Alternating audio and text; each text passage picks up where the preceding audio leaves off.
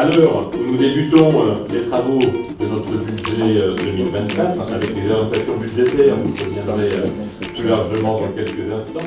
Oui, ces orientations budgétaires, c'est toujours un exercice périlleux et difficile, surtout dans un contexte tel que nous connaissons aujourd'hui. Je ne parle pas des relations, des problèmes internationaux, mais au niveau économique, c'est vrai que l'inflation, même si elle baisse, est toujours là. C'est vrai qu'on voit pointer une augmentation légère du chômage, donc c'est l'inversion de la courbe. Et toutes ces données sont importantes pour notre collectivité, parce que lorsqu'il y a augmentation du chômage, forcément il y a augmentation de bénéficiaires du RSA.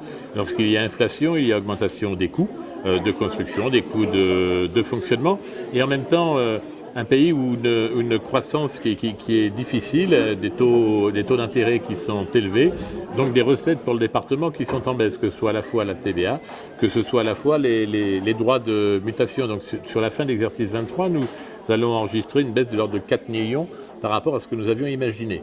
Alors ceci dit, nous portons des projets importants et ambitieux pour le département. Je vais rappeler le lancement du vaste projet de plus de 6 millions sur l'IUT, à la fois la construction du Crous, à la fois la transition énergétique sur le bâtiment. Nous travaillons d'arrache-pied sur le pôle d'excellence rurale. Nous travaillons à l'ouverture du département avec le déploiement de la fibre pour arriver au 100% de raccordé fin 2025. Et puis nous allons poursuivre l'ensemble de nos politiques d'accompagnement, que ce soit au niveau culturel, au niveau de la jeunesse, de l'accès au sport, du soutien à l'agriculture et du tourisme.